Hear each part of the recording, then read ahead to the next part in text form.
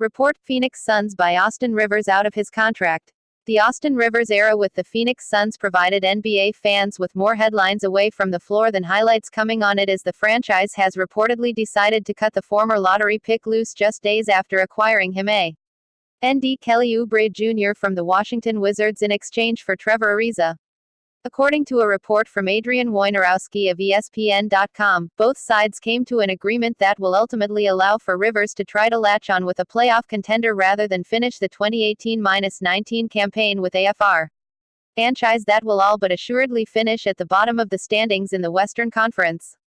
This move comes just days after a three-team trade involving the Memphis Grizzlies fell apart late Friday night. The deal was originally expected to be as follows: veteran forward Trevor Ariza heading to the Wizards, Kelly Oubre heading to the Grizzlies, and the Suns acquiring Austin Rivers, Marshawn Brooks, and Wayne Selden to round out the deal.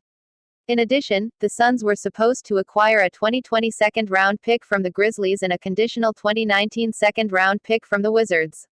However, the Grizzlies and Suns got the names mixed up, and the Suns thought that they were acquiring Dillon Brooks rather than Marshawn Brooks. The Grizzlies refused to include Dillon Brooks in the deal, so everything fell apart.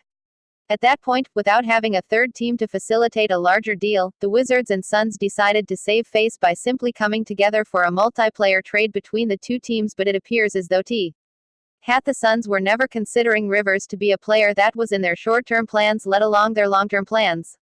Oubre was set to become a restricted free agent this summer, which explains why the Wizards weren't hesitant to move him.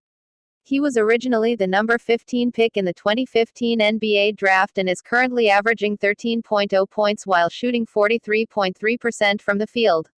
On the other hand, Rivers was averaging just 7.0 points